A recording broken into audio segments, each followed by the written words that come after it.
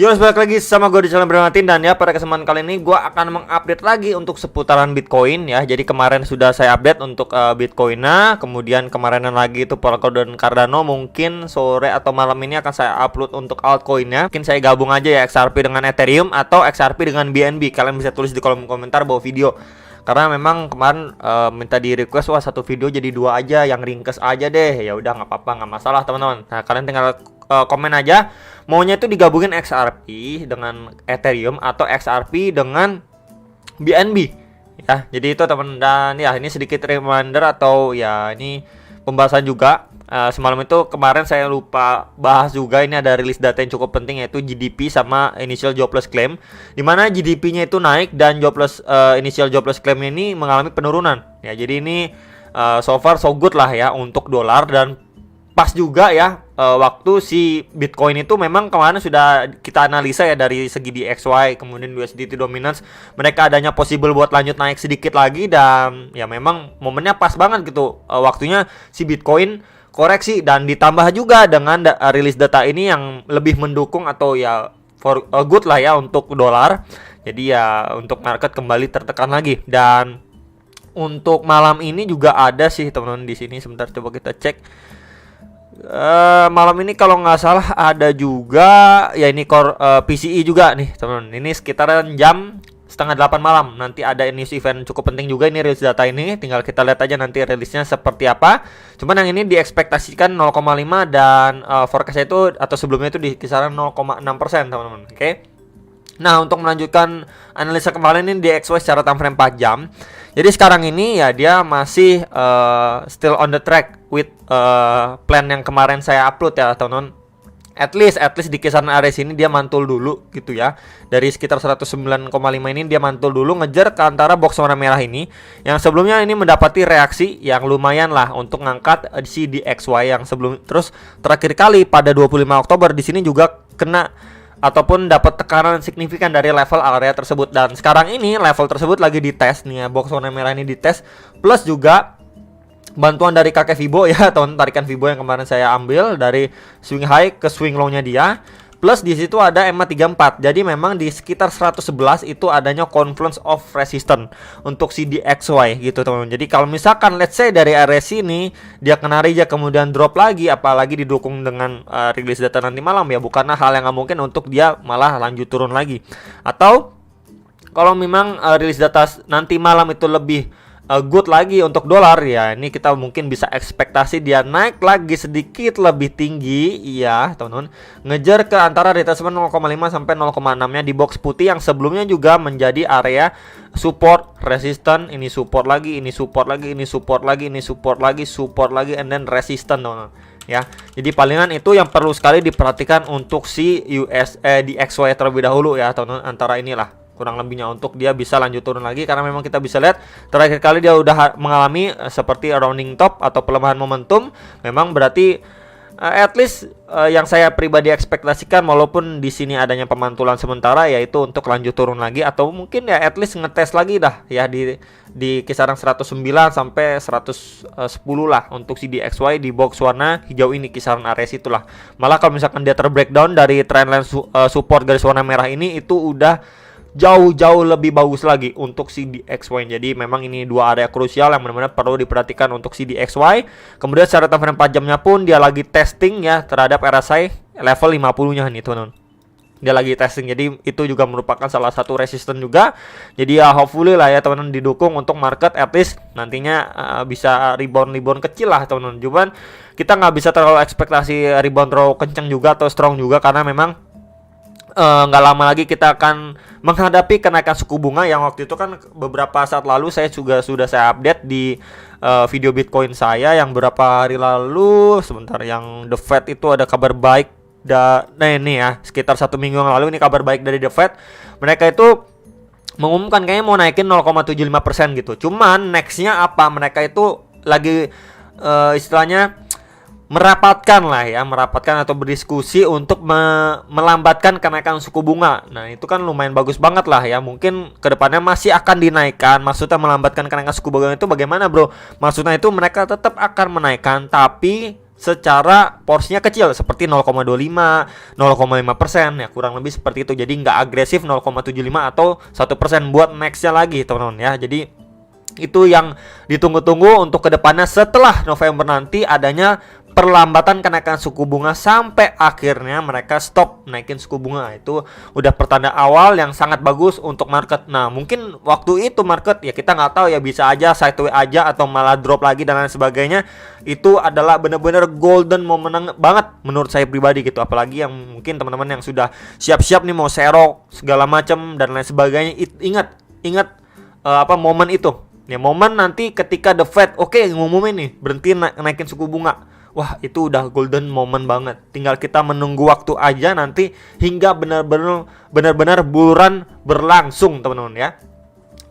Next ini si USDT dominance secara time frame 4 jam. Jadi memang kemarin ini mengalami pemantulan walaupun belum sampai di box warna biru ini ya. Mungkin akan saya sedikit extend aja box birunya ya kisar-kisaran inilah ya teman-teman, di extend sedikit area ini. Kenapa? Karena sebelumnya ini menjadi area resisten dan support juga nih pada pergerakan USDT dominance sebelumnya. Makanya saya coba tariknya di kisaran situ, cuman dia nggak nyampe situ aja, sampai 7,1% aja dia udah mantul. Nah sekarang ini posisinya dia sudah ngebreak dari area supportnya. Sebelumnya nih resisten and then support juga nih box warna hijau ya. Jadi sekarang ini dia lagi testing di RSI level 50-nya juga. Plus dia lagi testing nih, di sini adanya confluence of resistance ya, di kisaran sini teman-teman. Di retracement 0,38 dan juga EMA 34 nih, gebox warna merah. Jadi memang kita bisa lihat di situ adanya golden ratio dari Fibo, kemudian dari EMA 34 juga ya. Dan ya di area sini kalau misalkan kita extend ke samping, nah ini sebelumnya juga menjadi area support and then resistance. Pada pergerakan sebelumnya ini support ya, ini resistance and then ini support juga ya pada pergerakan si USDT dominance sebelumnya. Jadi memang dari area sini kita bisa lihat dulu ya.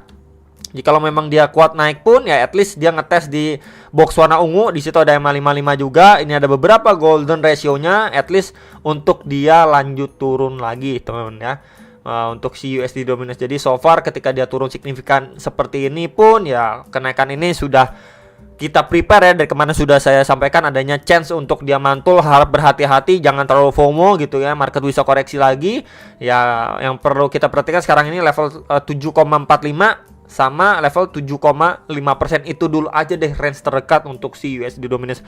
Apakah dari area situ dia benar-benar kena reject untuk dia lanjut drop lagi teman-teman ya. Sini ya, dari sini kan dia drop signifikan kemudian mantul ya, ini bisa aja kita bilang seperti dead cat bounce gitu ya. Jadi ya dia reject di kisaran 0,3 itu ya berarti pressure itu masih cenderung strong untuk si USD dominance. Tapi kalau misalkan dia mampu naik sedikit lebih tinggi ya kita bisa menggunakan retracement 0,5 atau di sekitaran 7,6%-nya. Palingan area-area itu aja yang kita perlu pantau untuk si USDT dominance gitu ya. Dan untuk area krusialnya pun di pas banget retracement 0,6 atau sekitaran 7,7%, di mana itu adalah area terakhir nih teman-teman. Terakhir sebelum dia drop signifikan, kita bisa lihat di sini ya tekanannya dan secara candlenya pun ini signifikan banget datang dari area situ ya. Jadi palingan itu dulu yang benar-benar perlu diperhatikan sama kita semua pada USD dominance. Next, ini Bitcoin secara daily time frame ya, walaupun terakhir kali dia udah mampu breakout dari trend resistennya ya, dia testing nih sampai 21.000.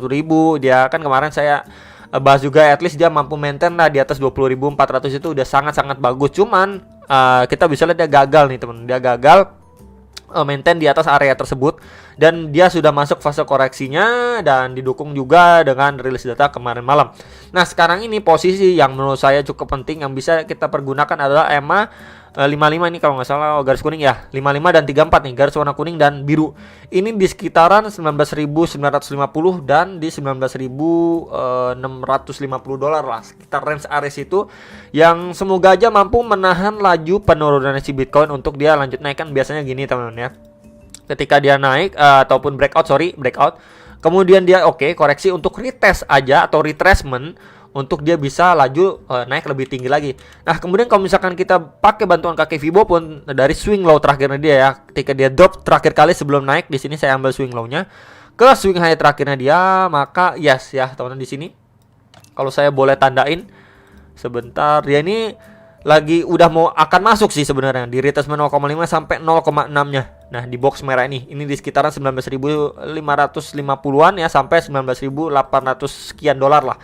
Itu menjadi area krusialnya dia. Cuman kalau misalkan momentumnya kuat banget ya udah dia nggak sampai situ pun udah lanjut naik. At least dia nyentuh EMA 55 aja udah bereaksi untuk lanjut naik ya. Jadi palingan yang bisa kita ekspektasikan antara area sini untuk dia lanjut naik atau sedikit lebih bawah lagi yang ngejar ke golden ratio-nya untuk dia bisa lanjut naik, teman-teman ya. Jadi melanjutkan penguatannya mungkin untuk ngetes next target resistance di kisaran 21.400 sampai 21.750 dolar untuk si Bitcoin-nya ya. Jadi hopefully ini menjadi area krusial secara daily time frame. Yang nanya oke, dia koreksi dailynya kisaran berapa support pentingnya ya, palingan kisaran itu sih teman-teman ya untuk Bitcoin secara daily time frame. Next ini tambahan untuk time frame 4 jamnya. Kita bisa lihat RSI-nya pun lagi testing di level 50 ya, walaupun sedikit terbreakdown, cuman dia masih testing aja di level 50-nya. Kemudian untuk secara time frame 4 jam dia testing di EMA 34 nih. Pas banget mendapati reaksi di garis warna biru ini ya. Jadi kemarin kan pembahasannya kalaupun dia buat lanjut naik dan pergerakannya itu cenderung strong banget ya, bisa aja dia ngebentuk seperti pattern gitu ya, bullish pattern dan lain sebagainya untuk lanjut naik. Cuman sayangnya dia terbreakdown lumayan signifikan dan testing di kisaran area sini. Nah, yang menarik di box warna ungu ini ya, ini akan saya kecilin dulu untuk RSI-nya. Di box ungu ini sebelumnya kita bisa lihat ya, ini sempat juga menjadi resisten, drop signifikan dari situ ya. Ini hampir sih teman, cuman nggak nyentuh ya.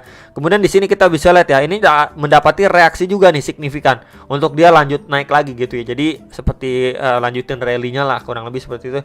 Dan ya di kisaran area sini lagi ini pas nih sekarang. Jadi sebelumnya resisten menjadi support ya, dan di flip juga ada EMA 34. Jadi memang di sini adanya confluence of support untuk pergerakan si Bitcoin secara time frame 4 jam.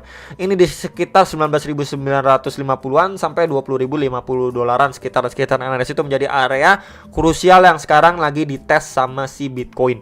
Jadi at least kalau misalkan dari area sini ya, dari RSI dia lagi testing di area support di level indeks 50, kemudian dari area ini base pada pergerakan sebelumnya juga. Jadi memang posisi sekarang dia sedang menghadapi area ataupun key levelnya untuk si Bitcoin. Apakah dari area sini dia make decision untuk ya bisa lanjut naik lagi gitu, atau memang dia drop sedikit lebih bawah lagi untuk baru lanjut naik, teman-teman. Ya, kalau misalkan dia drop sedikit lebih bawah, kita bisa pergunakan pada area sebelumnya. Ini mendapati reaksi juga menjadi resisten cukup kuat di sekitar 19.600-an dolar ya. Dan jadi yang nanyain kalau misalkan secara time frame hourly kisaran berapa aja area yang bisa diperhatikan untuk si Bitcoin, saya sudah sampaikan. Kemudian untuk resistennya juga masih sama ya, di sekitar 20.400 sampai 20.600 dolar untuk secara time frame hourly-nya yang benar-benar perlu diperhatikan sama kita semua gitu. Dan kemudian kalau untuk short termnya dia malah mantul lagi gitu teman-teman, naik lagi ya, perlu diperhatikan untuk swing high terakhirnya dia di sekitar 21.000 ya. Di sini kena reject lumayan ya, potensi dia bisa aja kena reject karena memang menjelang kenaikan suku bunga nanti gitu. Kalau misalkan nanti rilis datanya itu mendukung ke market ya, market naik lagi, perhatikan dulu di swing high terakhirnya dia, apakah di level area ini terakhirnya dia mendapati reaksi kemudian dia kena reject lagi, atau malah dia mampu di break ya teman, tanpa ada hambatan gitu, istilahnya langsung di seperti ini nih, ditembusin kayak gini teman-teman. Ibaratnya kayak jalan tol sebelumnya kan kita bisa lihat ini resisten cukup kuat, langsung ditembus kayak gini. Ya kita lihat dulu reaksinya kurang lebih seperti apa. Cuman yang perlu di note dan perlu diwaspadai adalah swing high terakhir dia ketika memang kalau misalkan short termnya dia dikasih naik dulu. Kenapa? Di kisaran situ karena memang kita mengingat masih adanya kenaikan suku bunga dan bisa aja ini bull trap untuk dia bisa lanjut turun dan terbentuk seperti double top secara time frame 4 jamnya. Jadi palingan itu aja teman-teman bisa saya sampaikan untuk pergerakan si Bitcoin secara hourly, daily maupun USDT dan di XY-nya. Semoga bisa bermanfaat dan sampai jumpa untuk next video. Salam profit.